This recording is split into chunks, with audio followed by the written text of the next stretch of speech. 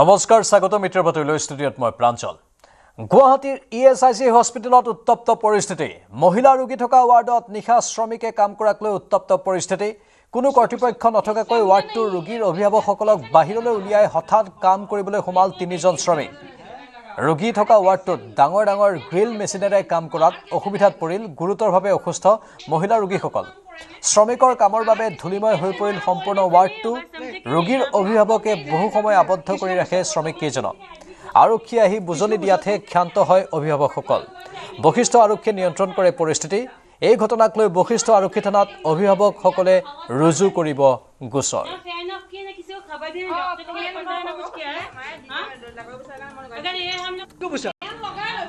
किसको पूछा? ये चलने नहीं ये पेशेंट कैसे निकलेगा बाहर? इंजीनियर को फोन करो ये पूरा बेड लिस्ट से अरे पेशेंट बैठने नहीं सकता लेकिन बाहर कैसे जाएगा? ये नहीं कोई फालतू काम करे ने बाहर कैसे निकलेगा? तुम्हारा बोलने से नहीं होगा समझे के नहीं आप लोग नहीं जाएगा किसको पूछा? इमरजेंसी का एडमिट पेशेंट लेके आई हूं किसको पूछा तुम? आईसीयू भर्ती से एटेंडेंस निकाल से कौन सा है बदतमीजी का या तो हवा तो आरो আহিছে ना फैन ऑफ किए ना किसी को खबर देने डॉक्टर को पता ना कुछ क्या है अगर ये हम लोग कुछ करेंगे तब क्या ऐसा पेशेंट बाहर कैसे निकलेगा बोलिए आप लोग बोलिए कैसे निकलेगा कॉमन सेंस के बात है ना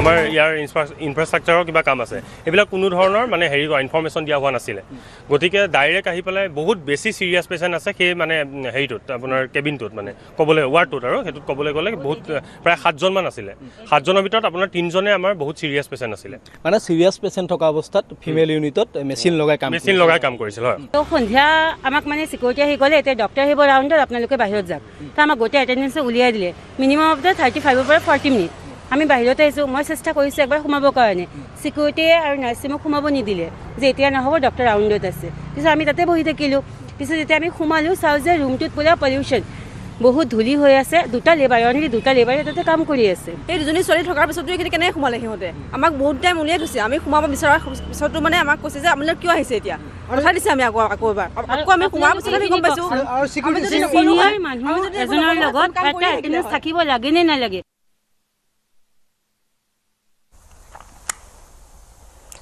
গুৱাহাটীৰ ৰাজগড়ত এক চাঞ্চল্যকৰ ঘটনা ৮৬ বছৰীয়া বৃদ্ধক আক্ৰমণ কেবল টিভি অপাৰেটৰৰ ৰাজগড়ৰ জেনিথ মাল্টিমিডিয়াৰ কাৰ্যালয়ত সংঘটিত হয় এই ঘটনা কেবল টিভিৰ সংযোগক লৈ কাৰ্যালয়ত অভিযোগ দিবলৈ গৈছিল লোকজন ঘৰৰ কেবল টিভিৰ সংযোগক লৈ কাৰ্যালয়টোত অভিযোগ দিবলৈ গৈছিল বৃদ্ধ ব্যক্তি বিনয় চন্দ্ৰ দাস বিগত ৩ দিন ধৰি লোকজনৰ ঘৰত বিচ্ছিন্ন হৈ আছিল কেবল টিভিৰ সংযোগ এই বিষয়টোৰ অভিযোগ দিওঁতে লোকজনক আক্ৰমণ কৰে কৰ্মচাৰী বিমল বৈদ্যই আক্ৰমণত মূৰত গুৰুতৰভাৱে আঘাতপ্ৰাপ্ত হয় ৮৬ বছৰীয়া বিনয় চন্দ্ৰ দাস ১৪টা চিলাই কৰিব লগা হৈছিল লোকজনৰ মূৰত গুৰুতৰভাৱে আহত লোকজন সম্প্ৰতি এখন ব্যক্তিগত চিকিৎসালয়ৰ আইচিইউত ভৰ্তি কৰোৱা হৈছে ইতিমধ্যে চানমাৰী থানাত পৰিয়ালৰ লোকে দাখিল কৰিছে এজাহাৰ পলাতক অভিযুক্ত আক্ৰমণকাৰী বিমল বৈদ্য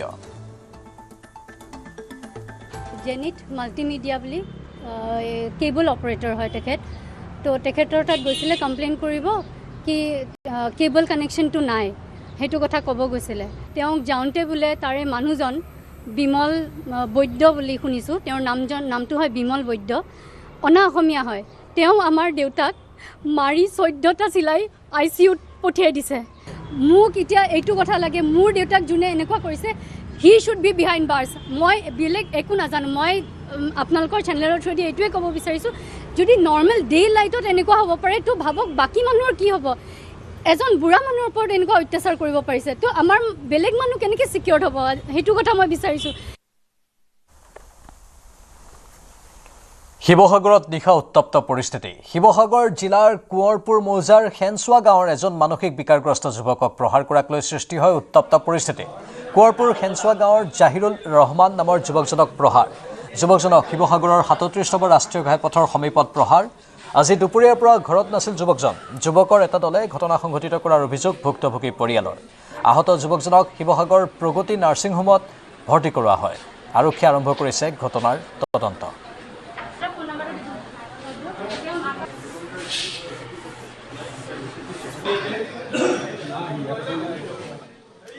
Ida bang beberapa buat mak ল'ৰাটো নাই। তাৰপিছত ভাত চাত খাবৰ কাৰণে সি ইমান সকলোৱে গৈছে, কি কৰিছে মই চিন্তা কৰি আছো। তাৰপৰা নাই, এতিয়া গধূলি টাইমত দেখিছো যে সি মানে গোটেই তেজে পুজে লুচি পুজে ক'ত কি হ'ল, কোনে কি কৰিলে বোলে বাইপাছত বোলে মথা ডঙৰ হৈ তাক মোক মাৰিলে, কোনে মাৰিলে চিনি নাপায়, সেইবোৰ মই নাজানো বোলে মোক এনেকে মাৰিলে। এজন মানসিক বিকাৰগ্ৰস্ত ল'ৰা। আমি সন্ধিয়া সময়ত ৰখি থাকোতে তেখেতে দেখিছো তেজে লুটি পুটি মানে আমি য'ত তিনিআলি ৰখি আছো তাত ওলাইছো। তেতিয়া তেখেতক আমি সুধিলো যে এনেকুৱা কেনেকে হ'ল। তেতিয়া তেখেতে ক'লে যে তেখেতক কেইজনমান ল'ৰাই 37 নং ৰাষ্ট্ৰীয় ঘাইপথৰ আগত মাৰপিট কৰিছে বুলি কৈছে। আমি এটা কথা ক'ব বিচাৰো, সকলোৱে জানে যে এজন মানসিক বিকাৰগ্ৰস্ত এজন ল'ৰা, গতিকে তেখেতে যদি কিবা ভুল কৰিছিল তেতিয়াহ'লে তেওঁলোকে আইনৰ সহায় ল'ব পাৰিলেহেঁতেন। কিন্তু আইনৰ সহায় নলৈ নিজে যেনেকৈ আইন হাতত তুলি এটা মানসিক বিকাৰগ্ৰস্ত ল'ৰা যি ধৰণে আক্ৰমণ কৰিলে, ই সঁচাকৈ লজ্জাজনক কথা। ইতিমধ্যে আৰক্ষী আহি পাইছেহি। আমি আৰক্ষীক এই ঘটনাৰ উচিত তদন্ত কৰি যাতে ন্যায় দিয়ে ল'ৰাজনক, তাৰ বাবে আমি অনুৰোধ জনাইছো। সাধাৰণ গ্ৰাহকক মাধমাৰ সোধাই পুনৰ বাঢ়িল পেট্ৰল ডিজেলৰ দাম। 10 দিনৰ ভিতৰত তৃতীয়বাৰলৈ বৃদ্ধি পালে ইন্ধনৰ দাম। গুৱাহাটী মহানগৰীত 103 টকা 69 পইচালৈ বৃদ্ধি পালে প্ৰতি লিটাৰ পেট্ৰলৰ দাম। ডিজেলৰ দামে স্পৰ্শ কৰিলে 95 টকা 1 পইচা। সৰ্বসাধাৰণৰ মূৰত পুনৰ ৰামটাঙোন। 10 দিনত তৃতীয়বাৰলৈ বৃদ্ধি পালে ইন্ধনৰ দাম। দেশজুৰি পুনৰ অনিয়ন্ত্ৰিত হৈ পৰিছে পেট্ৰল আৰু ডিজেলৰ মূল্য। অভিলেখ ভংগ কৰি 10 দিনৰ ভিতৰত তৃতীয়বাৰৰ বাবে বৃদ্ধি পালে ইন্ধনৰ দাম। ৰাজধানী দিল্লীত প্ৰতি লিটাৰ পেট্ৰলত 87 পইচা আৰু প্ৰতি লিটাৰ ডিজেলত 91 পইচাকৈ মূল্য বৃদ্ধি পোৱাৰ লগে লগে সমগ্ৰ দেশতে ইয়াৰ প্ৰভাৱ পৰিছে। ব্যতিক্ৰম নহয় অসমো। ৰাজ্যৰ চুকে কোণে এতিয়া ইন্ধনৰ বৰ্ধিত মূল্যক লৈ গ্ৰাহকৰ মাজত হাহাকাৰ পৰিস্থিতিৰ সৃষ্টি হৈছে। বহুত দিগদাৰ হৈছে চলিবলৈ আমাৰ নিবনুৱা লিখা মানুহক। পেট্ৰল ডিজেল হোৱা মানে বস্তু হোৱা আমাৰ লিখা মানুহ চলিবলৈ বহুত দিগদাৰ, নিবনুৱা মানুহ। বহুত অসুবিধা হৈ গৈছে, মানে এনেকুৱা এটা পৰিস্থিতি হৈছে। এতিয়া আমি জানো যে পেট্ৰলটো হৈছে বাকীবিলাকৰ লগত আনুষংগিক পেট্ৰল আৰু ডিজেল। ডিজেলৰ পেট্ৰল বঢ়াৰ লগে লগে খাদ্য সামগ্ৰীৰ লগতে আনুষংগিক হওক কচমেটিক্সৰ পৰা আৰম্ভ কৰি চব বস্তুৰ দাম বাঢ়িব। অসুবিধাটো হ'বই, কিয় নহয়। চব বস্তুৰ দাম বাঢ়ি আছে। এতিয়া ভাড়া নবঢ়ায়, পেট্ৰল ডিজেল দাম বাঢ়ি আছে, গাড়ীও ভাড়া বাঢ়িব লাগে। মহানগৰীত প্ৰতি লিটাৰ পেট্ৰলৰ দাম হ'লগৈ 103 টকা 69 পইচা আৰু ডিজেলৰ মূল্য হৈছেগৈ 95 টকা 1 পইচা। শিৱসাগৰত পেট্ৰলত 90 পইচা আৰু ডিজেলত 95 পইচাকৈ বৃদ্ধি পোৱাৰ ফলত জিলাখনত আজি প্ৰতি লিটাৰ পেট্ৰলৰ দাম 104 টকা 22 পইচা আৰু ডিজেলৰ দাম 95 টকা 52 পইচা স্পৰ্শ কৰিছে। শোণিতপুৰৰ মিছামাৰীৰ নায়েৰা ডিপুত পেট্ৰলৰ দাম সৰ্বাধিক 107 টকা 70 পইচা আৰু ডিজেলৰ দাম 96 টকা 94 পইচালৈ বৃদ্ধি পাইছে। গহপুৰতো প্ৰতি লিটাৰ পেট্ৰলত 89 পইচা আৰু ডিজেলত 96 পইচাকৈ বৃদ্ধি হোৱাৰ পিছতেই বৰ্তমান পেট্ৰলৰ দাম 104 টকা 45 পইচা আৰু ডিজেলৰ দাম 95 টকা 77 পইচা হৈছে। সীমান্তৱৰ্তী জিলা ধেমাজিতো পেট্ৰলৰ মূল্য 104 টকা 50 পইচা হোৱাৰ বিপৰীতে ডিজেলৰ মূল্য হৈছেগৈ 95 টকা 80 পইচা। সামগুৰিৰ বজৰং ফিলিং ষ্টেচনতো প্ৰতি লিটাৰ পেট্ৰলত 87 পইচা আৰু ডিজেলত 91 পইচাকৈ বৃদ্ধি পাইছে। তৃতীয়বাৰতে পেট্ৰলজাত সামগ্ৰীৰ আজি আকৌ মূল্য বাঢ়িল। আজি পুৱাৰ ভাগৰ পৰা মানে যোৱাকালি নিশা 12 বজাৰ পৰা অকল পেট্ৰলজাত সামগ্ৰীয়ে নহয়, আমাৰ নিত্য ব্যৱহাৰ্য জীৱনদায়িনী ঔষধেই হওক, খাদ্য সামগ্ৰীসমূহেই হওক, ইন্ধনজাত সামগ্ৰীয়ে হওক, দিনক দিনে যে এটি চৰা দামত যে কিনিবলগীয়া হৈছে, তাতকৈ আমাৰ দৰে সৰ্বসাধাৰণ খাটি খোৱা মানুহৰ কাৰণে দুৰ্ভাগ্যৰ কথা একো হ'ব নোৱাৰে। আজিৰ দিনত পেট্ৰলৰ মূল্য 103 টকা 78 পইচা হোৱাৰ বিপৰীতে ডিজেলৰ মূল্য হৈছে 95 টকা 12 পইচা। মাত্ৰ 10 দিনৰ ভিতৰতে তৃতীয়বাৰৰ বাবে বৃদ্ধি পোৱা পেট্ৰল ডিজেলৰ মূল্যই কঁকাল বেকা কৰিছে নিম্নবিত্ত শ্ৰেণীৰ। ইন্ধনৰ এই অনিয়ন্ত্ৰিত মূল্য বৃদ্ধিয়ে পৰিবহণ খৰচ বৃদ্ধি কৰাৰ লগতে বজাৰৰ নিত্য ব্যৱহাৰ্য সামগ্ৰীৰ মূল্যও আকাশ লংঘি কৰি তুলিব বুলি এতিয়া আশংকা প্ৰকাশ কৰিছে সৰ্বসাধাৰণে। Bureau report news 18 Assam north east.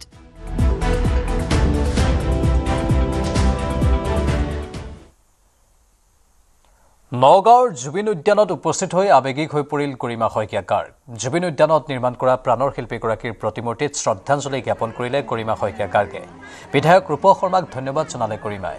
গৰিমা গাৰ্গক সংগ দিলে জুবলি বৰুৱা আৰু যন্ত্ৰ বেণ্ডৰ সদস্যসকলে।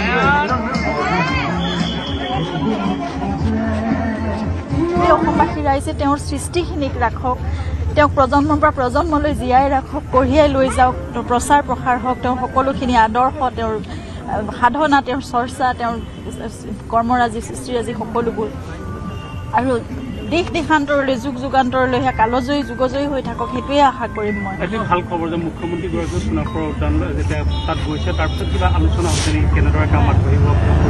মোৰ লগত তেনে মানে পোনপটীয়াকৈ কোনো ধৰণৰ আলোচনা হোৱা নাই, কিন্তু তেখেতে কোৱা কথাখিনি বা তেখেতে ছ'চিয়েল মিডিয়াত লিখা কথাখিনি দেখিছোঁ। গতিকে সেয়া আশা কৰিছোঁ খুব সুন্দৰকৈ জুবিন ক্ষেত্ৰও নিৰ্মাণ হ'ব, ভালকৈ ৰাখিব। আৰু ইমান এক মোৰ স্বামী বুলি কোৱা নাই, এনেকুৱা এক সাংস্কৃতিক বিশাল এক সত্তাক মানে অসমীয়া হিচাপে সকলোৰে সেয়া দায়িত্ব বা কৰ্তব্য, সেয়া চৰকাৰৰো, সেয়া ৰাইজৰো, সেয়া সকলোৰে দায়িত্ব যে জুবিনৰ সেই সত্তাক ৰাখক চিৰযুগমীয়া কৰি আৰু সুন্দৰকৈ। সেই কথাটো আমি সকলোৱে বিচাৰোঁ, মানে আমি সকলোৱে বিচাৰোঁ, প্ৰতিজন অসমীয়াই বিচাৰে। সেইটো ন্যায়টো পাবই লাগিব জুবিনে, আৰু জুবিন গাৰ্গে যদি ন্যায় নাপায় তেনেহ'লে কোনে পাব? তেতিয়াহ'লে ন্যায় শব্দটো আমি আমাৰ গোটেই অভিধানৰ পৰা বা আমাৰ জীৱনৰ পৰা, আমাৰ সমাজ ব্যৱস্থাৰ পৰা, আমাৰ ন্যায় ব্যৱস্থাৰ পৰা উঠাই পেলোৱাই ভাল। আৰু গতিকে যদি জুবিন গাৰ্গে ন্যায় নাপায় তেনেহ'লে কোনে ন্যায় পাব? আৰু এনেকুৱা এজন মানুহ যি সকলো মানুহকে ভাল পাইছিল, গোটেই অসমখনক ভাল পাইছিল, সেই মানুহজনেও যদি এনেকুৱা এটা বিচাৰেৰে সঠিক বিচাৰ দি পেলাই যদি ন্যায় প্ৰতিষ্ঠা কৰিব নোৱাৰি, তেনেহ'লে কোনে পাব আৰু ন্যায়? গতিকে ন্যায় আমি পাবই লাগিব আৰু ন্যায় পামেই, সেইটো মোৰ সম্পূৰ্ণ বিশ্বাস আছে, আস্থা আছে। আৰু ভগৱানেও সেই সত্যকে সদায় মানে সহায় কৰিব, মই জানো সেইটো কথা। জুবিন গাৰ্গক যদি দাগ লগাইছে, তাৰমানে ঈশ্বৰক দাগ লগাইছে। তাৰমানে কালি ঈশ্বৰৰ গাত যদি কেৰেক্টাৰ দাগ লগাব লগা হৈছে, তেওঁলোকে সেইটো যিটো সাহ কৰিছে, চ' এইটো এটা মানে ভাবিবনৰ কথা। এইটো তাৰে শাস্তি, তাৰে তেওঁলোকে সেই যিটো পাপৰ ফল নিজে ভুগিব লাগিব, এই পৃথিৱীত থাকোঁতে ভুগি যাব লাগিব। চ' সেইবোৰ কোৱাই কৈ থাকক, তেওঁলোকে বাচিবলৈ কাৰণে বহুত দৰ্জা খুলিব। এখন খুলিব, আমি 10খন বন্ধ কৰি দিম। তাৰমানে চ' এখন লোহাৰ দৰ্জা খুলিব, আমি 10খন লোহাৰ দৰ্জা বন্ধ কৰিম। চ' এইবোৰ কথা ফাল্টু কথা কৈ লাভ নাই। এতিয়া তহঁতে গছি থাকক, তহঁতে হত্যা কৰিছ, হত্যাকাৰী বাছ শাস্তি লাগিব। কথা হ'ল ষ্ট্ৰেইট, হত্যাকাৰী আমি নাজানো, আমি গম পাইছিলোঁ কেনেকৈ। আমাৰ অনাৰেবল CM ছাৰে কৈছে জুবিন গাৰ্গৰ হত্যা হৈছে, আৰু সেই হত্যাকাৰীক আমাক শাস্তি লাগে, তাৰ বাহিৰে আমি একো নাজানো। উই ৱান্ট জাষ্টিছ। পুৱতি নিশা নাওবৈচাত শোকাবহ দুৰ্ঘটনা। গুৱাহাটীৰ পৰা মাজুলী অভিমুখী নৈশ বাছ পতিত হ'ল দুৰ্ঘটনাত। এই ঘটনাত থিতাতে নিহত এগৰাকী যাত্ৰী।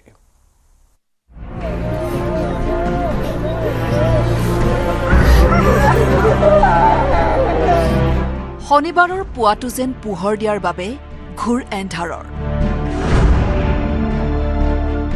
এই পুৱাই কাঢ়ি নিলে পোহৰ দিয়াৰ দীপক। পুৱতিৰ দুৰ্ঘটনাই প্ৰাণ কাঢ়িলে মাজুলীৰ দীপজ্যোতিৰ। নতুন চাকৰিৰ সন্ধানত যোৱা ল'ৰাটোলৈ আশাৰে বাট চাই আছিল এই মানুহজনে। একে আশাতে বন্দী হৈ আছিল পৰিয়ালৰ সকলো। দীপজ্যোতি আহিলেই সুধিব চাকৰিটোৰ কিমান কি অগ্ৰগতি।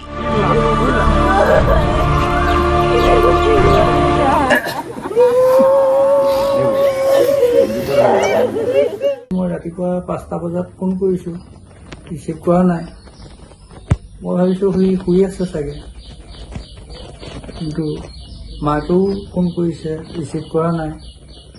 তাৰপাছত যিজন ল'ৰাই ফোনটো পালে, সেই ল'ৰাজনে ৰিং কৰাৰ কাৰণে সম্ভৱ ফোনটো মানে কৰিলে যে গাড়ীখন এনেকৈ এক্সিডেণ্ট হৈছে, আৰু মই তাক সুধিলোঁ ফোনটো কাৰ বুলি। তেতিয়া কোনো মানুহে নক'লে, আৰু ফোনটো বৰ্তমান মোৰ লগত আছে। নিশা 9 বজাত শেষ ফোন কলটো কৰাৰ পাছৰ পৰা পুৱা 5 বজাত কেৱল দীপজ্যোতিৰ ফোনটো বাজিয়েই থাকিল। ফোনটো তুলিবলৈ আৰু নাথাকিল দীপজ্যোতি। নাওবৈচাৰ দলহাট তিনিআলিত হঠাৎ প্ৰচণ্ড শব্দ কৰি পথৰ কাষৰ এজোপা গছত খুন্দা মাৰি বাগৰি পৰিল যাত্ৰা ট্ৰেভেলছৰ এখন 900 বাছ। শিঙৰা দলঙৰ সমীপত সংঘটিত দুৰ্ঘটনাত লগে লগে ঘটনাস্থলীত উপস্থিত হ'ল স্থানীয় লোক। মাজুলীৰ কমলাবাৰীৰ অভিমুখে গৈ থকা 900 বাছখনৰ পৰা তেজে তুমুৰলি যাত্ৰীক এজন এজনকৈ উলিয়ালে স্থানীয় লোকসকলে। এজন এজনকৈ প্ৰেৰণ কৰা হ'ল লখিমপুৰ অসামৰিক চিকিৎসালয়লৈ। কিন্তু এই দুৰ্ঘটনাই অমানিশা কঢ়িয়াই আনিলে মাজুলীৰ পোহৰদিয়ালৈ। মাজুলীৰ কেশৱৰাম বৰা উচ্চতৰ মাধ্যমিক বিদ্যালয়ৰ খালী হৈ থকা কম্পিউটাৰ শিক্ষকৰ পদৰ বাবে অনুষ্ঠিত এক পৰীক্ষাত অৱতীৰ্ণ হ'বলৈ যোৱা বৃহস্পতিবাৰে গুৱাহাটীলৈ গৈছিল দীপজ্যোতি বৰা। কোনেও কল্পনাও কৰা নাছিল যে এই যাত্ৰাই দীপজ্যোতিৰ জীৱনৰ শেষ যাত্ৰা হ'ব। পুত্ৰ ক'ত পাইছেহি সেই কথা জানিবলৈ ব্যাকুল হৈ থকা পিতৃয়ে গমেই পোৱা নাছিল যে তেতিয়ালৈ দীপজ্যোতি আৰু এই ধৰাত নাই।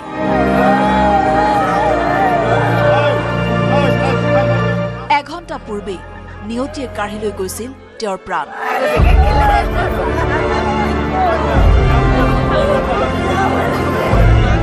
পুত্ৰৰ এনে আকস্মিক আৰু অকাল মৃত্যুত ভাগি পৰিছে পৰিয়ালবৰ্গ। ঘটনাৰ খবৰ বিয়পি পৰাৰ লগে লগেই সমগ্ৰ মাজুলীৰ লগতে গেৰেকী পোহৰদিয়া গাঁৱত শোকৰ ছাঁ। নতুন চাকৰিটো পালো বুলিও ক'বলৈ নাথাকিল দীপজ্যোতি।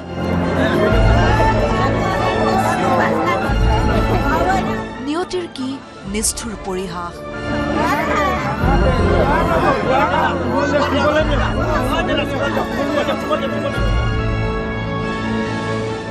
লখিমপুৰৰ পৰা সঞ্জীৱ লাহনৰ সহযোগত bureau' report, news 18 Assam north east.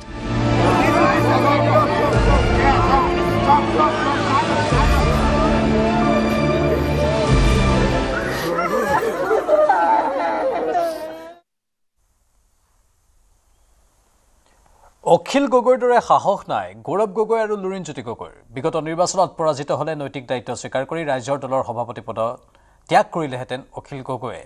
কিন্তু কংগ্ৰেছ আৰু অসম জাতীয় পৰিষদৰ সভাপতিৰ স্থিতি দেখি নাম নোলোৱাকৈ গৌৰৱ লুৰিণক কটাক্ষ কৰিলে অখিল গগৈয়ে। অখিল গগৈৰ খং কমা নাই।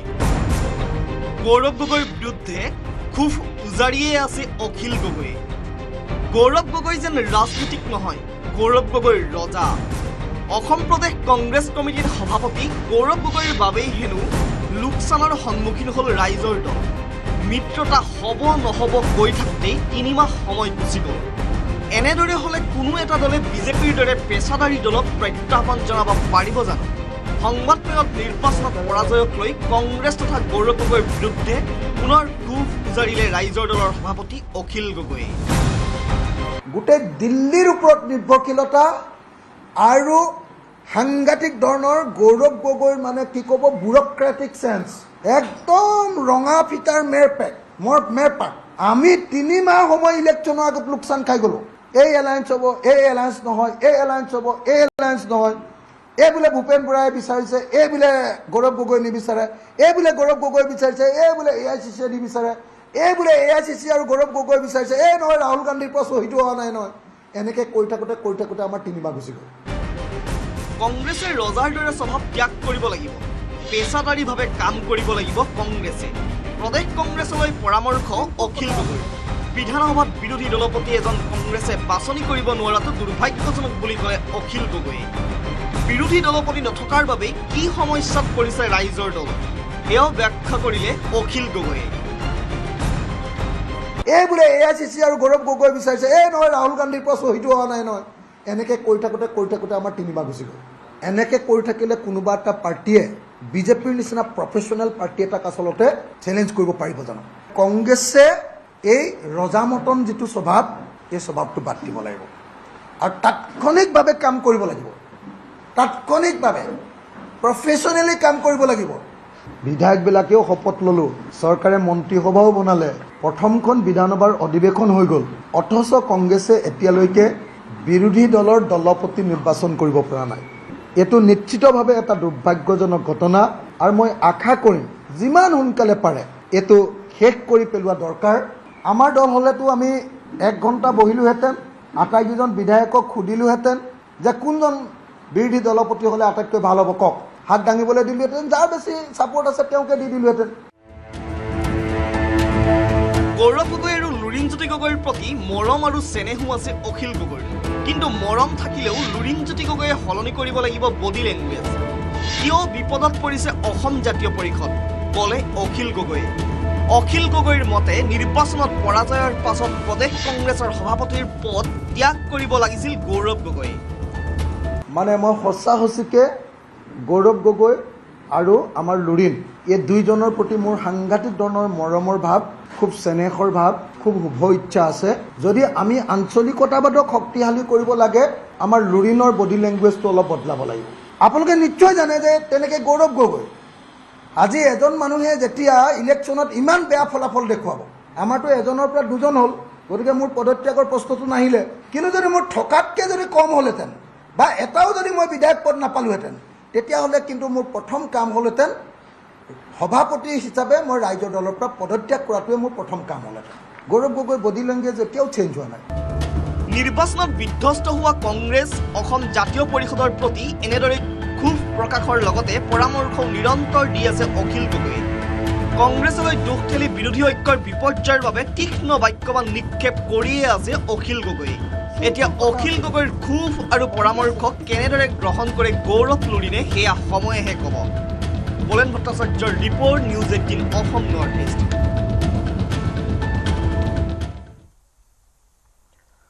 গৃহ সমষ্টিত পুষ্প বৃষ্টিৰে বিধানসভাৰ অধ্যক্ষ ৰঞ্জিত কুমাৰ দাসক আদৰণি। অসম বিধানসভাৰ অধ্যক্ষৰ দায়িত্ব গ্ৰহণৰ পাছত প্ৰথমবাৰৰ বাবে বজালিত উপস্থিত হ'ল ৰঞ্জিত কুমাৰ দাস। বিধানসভাৰ ব্যয় সংকোচন আৰু নতুন বিধায়কৰ কৰ্মশালাৰ প্ৰয়োজনীয়তাৰ কথা দোহাৰিলে অধ্যক্ষ দাসে।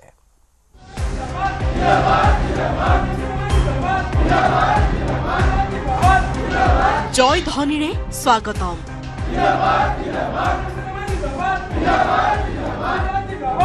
আপোনজনক উদ্দেশ্যি পুষ্পবৃষ্টি। এয়া বজালিৰ পৰিৱেশ।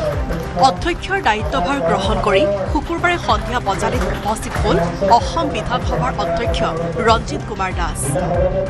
জিলা বিজেপি আৰু অসম গণ পৰিষদৰ কৰ্মকৰ্তাই ফুল বৰ্ষণেৰে উষ্ম আদৰণি জনালে অধ্যক্ষগৰাকী।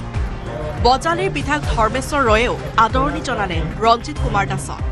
বজালি জিলা বিজেপিৰ কাৰ্যালয় আৰু অসম গণ পৰিষদৰ পাটাচাৰকুছি বিধান পৰিষদৰ কাৰ্যালয় পৰিদৰ্শন কৰিলে অধ্যক্ষগৰাকীয়ে। আদৰণিৰ অন্তত মন্তব্য প্ৰকাশ কৰিলে ৰঞ্জিত কুমাৰ দাসে।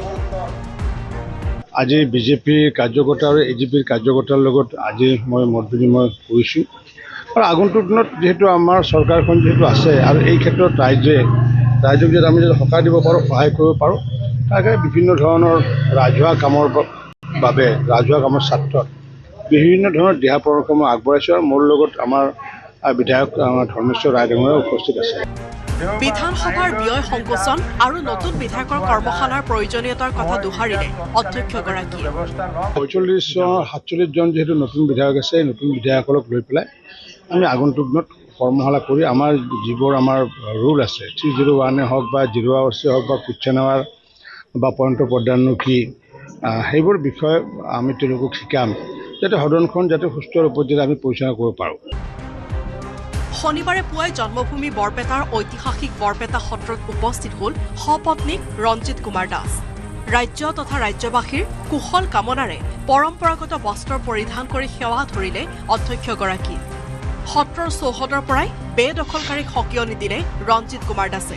কঠোৰ আইন প্ৰণয়নেৰে বেদখল ৰোধৰ ব্যৱস্থাৰ আশ্বাস প্ৰদান দাসৰ। কোনো যাতে সত্ৰৰ মাটি বেদখল কৰি নাথাকে, স্বইচ্ছাই যাতে এৰি দি পেলাই যাতে আগন্তুক দিনত যাতে অনাকাংক্ষিত ঘটনাৰ পৰা যাতে নিলগাই ৰাখিব পাৰে, তাৰ কাৰণে মই সেইসমূহ ৰাইজক আহ্বান জনাম। আৰু নহ'লে অকল উচ্ছেদে নহয়, আগন্তুক দিনত মই ভাবোঁ যে চৰকাৰে উচ্ছেদ কৰা ব্যক্তিসকলৰ বিপৰীতে যে আইন প্ৰণয়ন কৰি পেলাই কঠোৰ শাস্তিৰ ব্যৱস্থা এটা দিব লাগে, যে যাতে ভৱিষ্যতত যাতে কোনো যাতে এনেকুৱাকৈ যাতে দৃষ্টি যাতে দিব নোৱাৰে। বৰপেটাৰ পৰা নিৰঞ্জন দাসৰ সহযোগত bureau' report, news 18 Assam north east.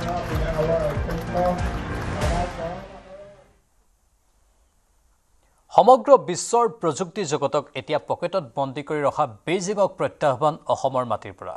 গোৱালপাৰাৰ সেউজ বক্ষত পোৱা গৈছে ৰেয়াৰ আৰ্থ এলিমেণ্টছৰ সন্ধান। আধুনিক বিশ্বত দেশক অধিক শক্তিধৰ কৰিবলৈ সাজু অসম ভূমি।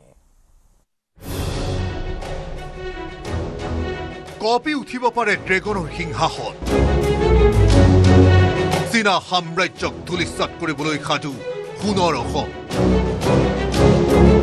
ভূগৰ্ভত পোৱা গৈছে অপাৰ সম্পদৰ গুপ্ত ভাণ্ডাৰ। দেশক গঢ়ি তুলিব পাৰে যিয়ে মহাশক্তিধৰ। যি শুনিছে সেয়া মুঠেও আজব নহয়। দুয়োখন পাহাৰতে আচলতে অমূল্য খনিজ সম্পদৰ তথ্য লাভ কৰিছে, যাৰ দ্বাৰা আচলতে এতিয়া চীনকো ভেটিব পাৰিব বুলি এক চৰ্চা হৈছে গোৱালপাৰা জিলাত। আৰু দেখিবলৈ পাইছে ভাৰতবৰ্ষৰ কাৰণে এয়া সঁচাকৈ এক ভাল খবৰ। দৃশ্য এয়া গোৱালপাৰা জিলাৰ ঐতিহাসিক টুক্ৰেশ্বৰী পাহাৰ আৰু আগিয়াৰ চিজুকোনা পাহাৰৰ। গোৱালপাৰা চহৰৰ এই দুই পাহাৰৰ বুকুৰ পৰা আহিছে দেশৰ বাবে ভাল খবৰ। গভীৰ গৰ্ভত আৱিষ্কাৰ হৈছে দুষ্প্ৰাপ্য খনিজৰ এক বিশাল ভাণ্ডাৰ। পোৱা গৈছে অমূল্য ৰত্ন সদৃশ লিথিয়াম, গ্ৰেফাইট, কোবাল্ট আৰু ভিনাডিয়াম। দুয়ো পাহাৰৰ ভূখণ্ডত 1000ৰ পৰা 5000 ppm পৰ্যন্ত বিৰল খনিজ পোৱা গৈছে। এই আৱিষ্কাৰক কেন্দ্ৰ কৰি উৎফুল্লিত গোৱালপাৰাবাসী। গোৱালপাৰাবাসী আমি যথেষ্ট উৎফুল্লিত, যিটো আমি খবৰ পাইছোঁ 3 মাহ পূৰ্বে আমাৰ টুক্ৰেশ্বৰী দেৱালয় আৰু চিজুকোনা পাহাৰত এটা গৱেষকৰ দল আহিছিলে, আৰু দলে আহি এটা গৱেষণা কৰাৰ ফলত আমি এইখিনি গম পাইছোঁ যে আমাৰ ইয়াতে কিছুমান দুষ্প্ৰাপ্য দুৰ্লভ আমাৰ খনিজ পদাৰ্থ আছে, যিটো আমাৰ ৰেয়াৰ আৰ্থ এলিমেণ্টছ বুলি কোৱা হয়। তাৰ ভিতৰত ভেনেডিয়াম, আপোনাৰ লিথিয়াম, কোবাল্ট, গ্ৰেফাইটৰ অনুসন্ধান পোৱা গৈছে। আৰু নিশ্চয়কৈ যদি এইকেইটা বস্তু যদি আমাৰ ইয়াতে অনুসন্ধান পোৱা গৈছে, নিশ্চয়কৈ আমি আমাৰ দেশ ভাৰতবৰ্ষ বহুত বছৰ আগলৈকে আগবাঢ়ি যাব। এই ভাণ্ডাৰক কেন্দ্ৰ কৰি এডভান্টেজ আছাম 2.0 দেশ বিদেশৰ আগশাৰীৰ কোম্পানীৰ সৈতে সম্পন্ন হৈছে 46 লাখ কোটি টকাৰ ঐতিহাসিক চুক্তি। সমান্তৰালভাৱে 2030-31 চনলৈকে চলিবলগীয়া কেন্দ্ৰীয় চৰকাৰৰ নেশ্যনেল ক্ৰিটিকেল মিনাৰেল মিছনৰ অধীনত এই গৱেষণাৰ বাবে আবণ্টন দিয়া হৈছে 16,300 কোটি টকা। এইবোৰ অমূল্য খনিজ পদাৰ্থ ব্যৱহাৰ হ'ব বিশেষকৈ বিদ্যুৎ চালিত বাহন, বেটাৰী উদ্যোগ, মোবাইল, লেপটপ, ক্ষেপণাস্ত্ৰ, ভিন্ন যুদ্ধাস্ত্ৰ, মহাকাশ গৱেষণা আদি। বৰ্তমানলৈকে এই কাৰিকৰী খনিজসমূহৰ বাবে ভাৰতকে ধৰি সমগ্ৰ বিশ্বই চীনৰ ওপৰত নিৰ্ভৰ কৰিবলগীয়া হৈছিল, কাৰণ বিশ্বৰ 70% উৎপাদন অকল চীনে কৰে। কিন্তু অসমৰ এই মাটিয়ে সলনি কৰিব পাৰে গোলকীয় ৰাজনীতিৰ গতিপথ। গোৱালপাৰাৰ এই সম্পদ যদি সফলভাৱে নিষ্কাশন কৰা হয়, তেন্তে প্ৰযুক্তিৰ বজাৰত চীনক অতিক্ৰমী অপ্ৰতিৰোধ হ'ব ভাৰতবৰ্ষ, আৰু ইয়াৰ বাট কটীয়া হ'ব আপোনাৰ মোৰ সোণৰ অসম।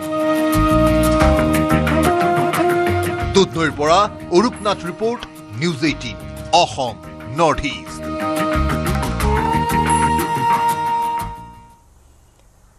অৰুণাচল প্ৰদেশত সংহাৰী ৰূপ ধাৰণ কৰিলে ৰুষ্ট প্ৰকৃতিয়ে। অৰুণাচলৰ আপাৰ সোৱণশিৰি জিলাত ভয়ংকৰ ৰূপ ধাৰণ কৰিলে বানে। ধাৰাসাৰ বৰষুণৰ ফলত উফন্দি উঠা সোৱণশিৰিয়ে বুৰাই পেলালে কেইবাটাও অঞ্চল। বাঢ়নি পানীয়ে উটুৱাই নিলে বিশাল পকী দলং। প্ৰকৃতিৰ ভয়ংকৰ ৰূপ, এফালে সংহাৰী বান, আনফালে মাছৰ উজান। বুধবাৰে নিশা অৰুণাচলৰ আপাৰ সোৱণশিৰি জিলাত হোৱা ধাৰাসাৰ বৰষুণৰ ফলত উফন্দি উঠা সোৱণশিৰিয়ে কাল ৰূপ ধৰি মুহূৰ্ততে বুৰাই পেলালে আপাৰ সোৱণশিৰি জিলাৰ কেইবাটাও অঞ্চল। উটুৱাই নিলে গিবা আৰু লুচি লুংটেঙৰ মাজৰ সংযোগকাৰী এখন বিশাল পকী দলং। বানৰ সংহাৰে এক প্ৰকাৰ স্তব্ধ কৰি তুলিছে জনজীৱন। পাহাৰৰ পৰা বাগৰি অহা বিশাল শিল, উভালি পৰা গছ-গছনি আৰু বোকা পানীয়ে বন্ধ কৰিছে যাতায়াতৰ ব্যৱস্থা। বহু দুৰ্গম অঞ্চল এতিয়া জিলা সদৰৰ পৰা সম্পূৰ্ণ বিচ্ছিন্ন। ঘৰ দুৱাৰ খেতি পথাৰ সকলো এতিয়া পানী আৰু বালিৰ তলত। কিন্তু এই সংহাৰৰ মাজতে চিপ্পি অঞ্চলত দেখিবলৈ পোৱা গ'ল অভূতপূৰ্ব দৃশ্য। বানৰ পানী কমালৈকে নদীৰ পাৰত যেন বহিল এক বিৰাট মাছৰ মেলা, যি দৃশ্যই এতিয়া সকলোকে সন্মোহিত কৰিছে। নদীৰ পাৰে পাৰে কেৱল মাছ আৰু মাছ, বিভিন্ন প্ৰজাতিৰ সৰু ডাঙৰ অগণন মাছ। প্ৰকৃতিয়ে পাতি দিয়া মাছৰ মেলা দেখি মাছ বুটলিবলৈ আহিল বহুজন। কোনোবাই যদি ডাঙৰ মাছ ধৰি উল্লাস কৰিছে, আন কোনোবাই আকৌ সৰু সৰু মাছ ধৰাত ব্যস্ত। কোনোমতে দুহাতে সাৱটিহে ৰাখিব পৰা ধৰণৰ ডাঙৰ মাছো ওলাইছে। ইমান দিনে নদীৰ বুকুত লুকাই থকা নদীৰ এই অমূল্য সম্পদ যেন প্ৰকৃতিয়ে উপহাৰ দিলে স্থানীয় লোকক। স্থানীয় বয়োজ্যেষ্ঠ লোকে ক'লে, জীৱনত কেতিয়াও নেদেখা বস্তু দেখিছোঁ। বানত মাছ উটি অহা দেখিলোঁ। সাধাৰণতে বানে শিল, বালি আৰু গছহে কঢ়িয়াই আনে, কিন্তু এনেদৰে হাজাৰ বিজাৰ মাছ উটি অহাটো সঁচাকৈ এক বিৰল ঘটনা। অৱশ্যে এই কৌতূহল আৰু আনন্দৰ মাজতে প্ৰশাসনে জাৰি কৰিছে এক সতৰ্কবাণী।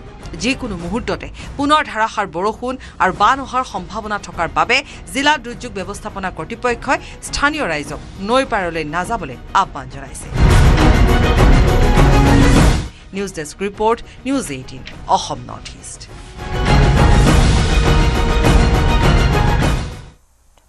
ছবিগৃহলৈ আহি আছে নতুন অসমীয়া ছবি চুপা চুপি। শনিবাৰে বেলতলাস্থিত ফুড মাফিয়াত ছবিখনৰ পোষ্টাৰ আৰু গীত মুকলি কৰা হয়। বিশ্ৰুত শইকীয়াই কণ্ঠদান কৰা ছবিখনৰ প্ৰথমটো গীত মুকলি কৰে অনুষ্ঠানত DJ এণ্টাৰটেইনমেণ্ট আৰু এটলাছ ক্ৰিয়েশ্যনৰ বেনাৰত নিৰ্মাণ কৰা হৈছে ছবিখন। 12 জুনত ছবিগৃহত মুক্তি লাভ কৰিব ছবিখনে। ছবিখনত কমল লোচন, স্নিগ্ধা গগৈ, কৌশিক ভৰদ্বাজ, কিশোৰ তহবিলদাৰ আদিয়ে অভিনয় কৰিছে। দীক্ষু শৰ্মা, আচুৰ্য বৰপাত্ৰ, বিশ্ৰুত শইকীয়া, নীলাকাশ আদিয়ে কণ্ঠদান কৰাৰ লগতে দিগন্ত ভাৰতীয়ে সংগীতৰ কাম কৰিছে।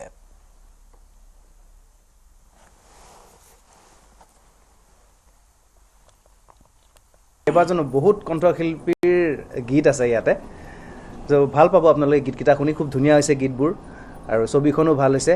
কাহিনী ভাগৰ লগত মিলি যোৱাকৈ সংগীত কৰিছে আমাৰ অৰ্ণৱ বশিষ্ঠই, গোটেই বেকগ্ৰাউণ্ডৰ কামখিনি কৰিছে, বেকগ্ৰাউণ্ড মিউজিক অৰ্ণৱ বশিষ্ঠ।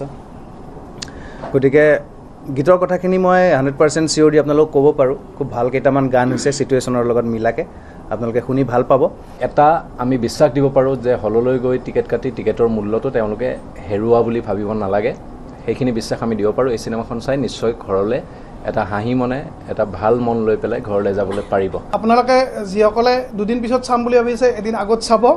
আৰু দৰ্শকসকলে কেৱল আমাৰ কথা ক'ব। কমলে কৈছে যে আমাক গালি পাৰি যাব, এইটো আচলতে সাহস। গালি পাৰিব কোনো নকয়, এটা বুকুত সাহস। আমাক গালি পাৰিব নোৱাৰে, আমি তেনেকুৱা ভাল কাম কৰিছোঁ। বৰ ধুনীয়া চিনেমা হৈছে। এতিয়া আমাৰ ভাল লাগিছে যে 12 জুনত আমাৰ ইমান কষ্টৰ এটা ফল আপোনালোকৰ আগলৈ উলিয়াই দিবলৈ ওলাইছোঁ চুপা চুপি চিনেমাখন, য'ত আপোনালোকে বিভিন্ন ৰস পাব। খুব ধুনীয়া এটা কাহিনীৰে আগবাঢ়িছোঁ আমি। গতিকে মই সকলোকে আহ্বান জনাব বিচাৰিছোঁ যে 12 জুনত সকলোৱে চিনেমাখন চাবলৈ আহক। মহানগৰীৰ হোটেল এৰিষ্টাত শ্বহীদ বিশ্ববিদ্যালয়ৰ উদ্যোগত অনুষ্ঠিত হয় উত্তৰ পূৰ্বাঞ্চল প্ৰশিক্ষক সন্মিলন। অনুষ্ঠানত বিশ্ববিদ্যালয়খনে উত্তৰ পূৰ্বাঞ্চলৰ শিক্ষাৰ্থীসকলৰ বাবে বিশেষ বৃত্তি আঁচনি মুকলি কৰে। উত্তৰ পূৰ্বাঞ্চলৰ সৈতে শিক্ষাগত সহযোগিতা আৰু শিক্ষাৰ সুযোগ অধিক শক্তিশালী কৰাৰ লক্ষ্যৰে এই পদক্ষেপ লৈছে বিশ্ববিদ্যালয়খনে। অনুষ্ঠানত উত্তৰ পূৰ্বাঞ্চলৰ বহুকেইগৰাকী প্ৰশিক্ষকৰ লগতে এই বিশ্ববিদ্যালয়ৰ পৰিয়াল উপস্থিত থাকে।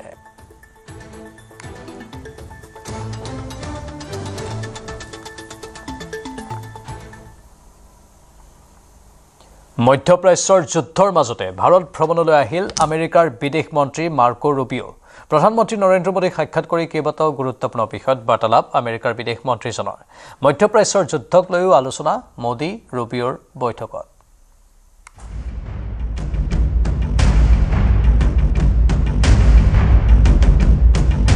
মধ্যপ্ৰাচ্যৰ যুদ্ধৰ মাজতে ভাৰতত আমেৰিকাৰ বিদেশ মন্ত্ৰী প্ৰধানমন্ত্ৰী নৰেন্দ্ৰ মোদীক সাক্ষাৎ মাৰ্কো ৰবিঅ'ৰ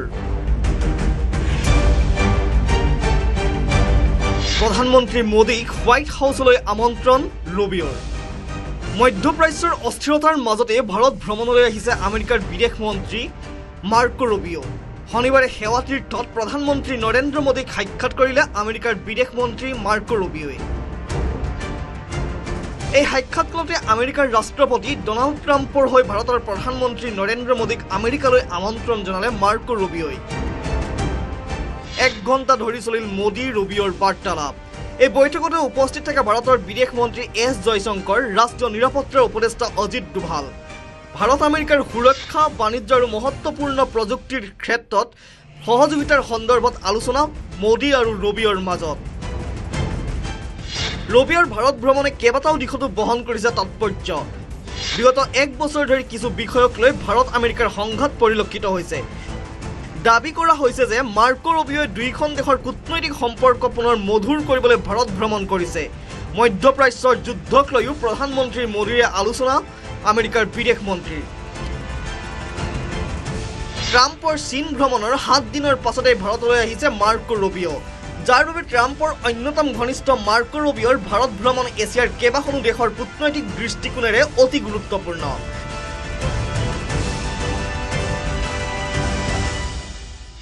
বিগত বৰ্ষত ভাৰতৰ বিৰুদ্ধে প্ৰতিশুল্ক আৰোপ কৰিছিল ট্ৰাম্পে ট্ৰাম্পক শান্তিৰ নোবেল বঁটাৰ বাবে মনোনীত কৰিবলৈ অমান্তি হৈছিল প্ৰধানমন্ত্ৰী মোদী একেদৰে ভাৰত পাকিস্তানৰ যুদ্ধবিৰতিৰ কৃতিত্ব দাবী কৰে ডনাল্ড ট্ৰাম্পে কিন্তু ভাৰতে ৰাজহুৱাকৈ নস্যাৎ কৰিছে ট্ৰাম্পৰ দাবী দুই দেশৰ মাজত চলি থকা জটিল কূটনৈতিক সম্পৰ্কৰ মাজতেই এতিয়া মাৰ্কো ৰবিঅ'ৰ ভাৰত ভ্ৰমণে কেনেদৰে সম্পৰ্ক গাঢ় কৰে সেয়া হৈ পৰিব অতি লক্ষণীয় news desk report news 18 Assam north east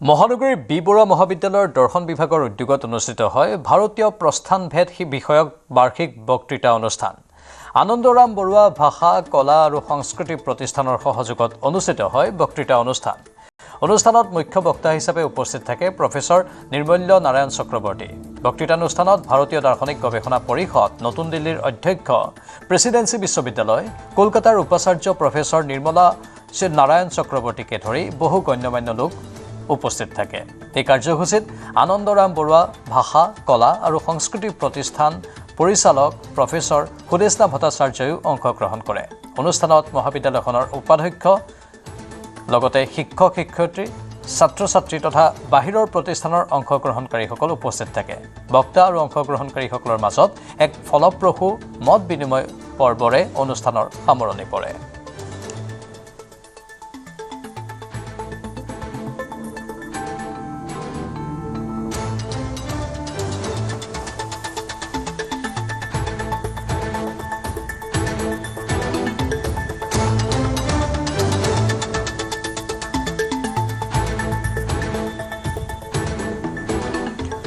ঘৰৰ পৰা কোটি কোটি টকা উদ্ধাৰ হোৱা ঘুষখোৰ এচিএছ লাচিত দাসৰ নাম চৰ্চিত হৈছে সমগ্ৰ ৰাজ্যত লাচিত দাস সন্দৰ্ভত ফাদিল হৈছে বিস্ফোৰক তথ্য কেনেকৈ ধৰা পৰিছিল ঘুষখোৰ এচিএছ লাচিত দাস সন্দৰ্ভত বিস্ফোৰক তথ্য ফাদিল কম্পজিট লেণ্ড সেল ট্ৰান্সফাৰৰ নামত লৈছিল কোটি কোটি টকা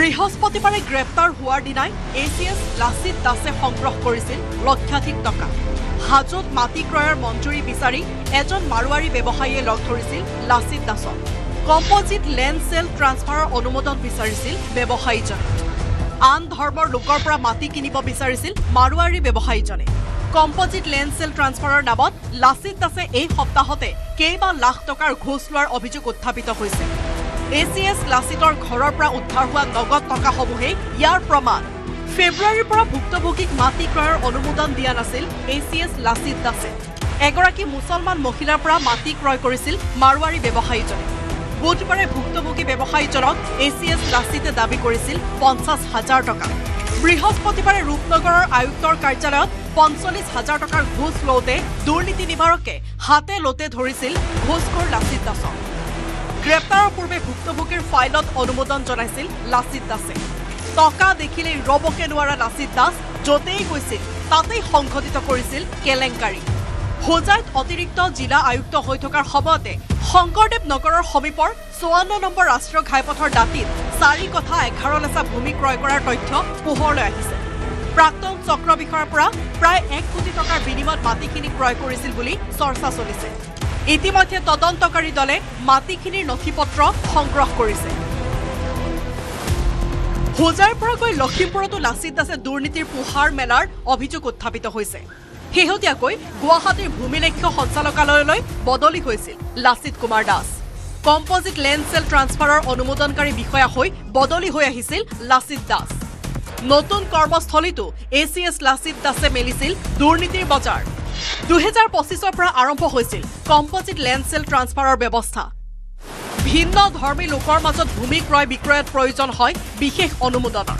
চক্ৰ বিষয়া, জিলা আয়ুক্ত, আৰক্ষীৰ বিশেষ শাখাৰ পাছত লাগে DLRৰ অনুমোদন। আবেদনৰ অনুমোদন দিয়া নিদিয়াটো স্পষ্ট কৰাৰ বাবে আছে নিৰ্দিষ্ট সময়ৰ ব্যৱস্থা। জিলা আয়ুক্ত SBৰ অনুমোদনৰ ৩০ দিনৰ ভিতৰত DLRে দিব লাগে অনুমোদন। ২০২৫ৰ ডিচেম্বৰতে প্ৰাথমিক অনুসন্ধানৰ পাছত জিলা আয়ুক্তই ফেব্ৰুৱাৰীতে লাচিত দাসৰ অনুমোদনৰ বাবে আহিছিল ভুক্তভোগীৰ ফাইলটো। কিন্তু ঘোষ নিদিয়াৰ বাবে ফেব্ৰুৱাৰীৰ পৰা দুৰ্নীতিগ্ৰস্ত লাচিত দাসৰ ফাইলটোত অনুমোদন নজনোৱাৰ অভিযোগ উত্থাপিত হৈছে।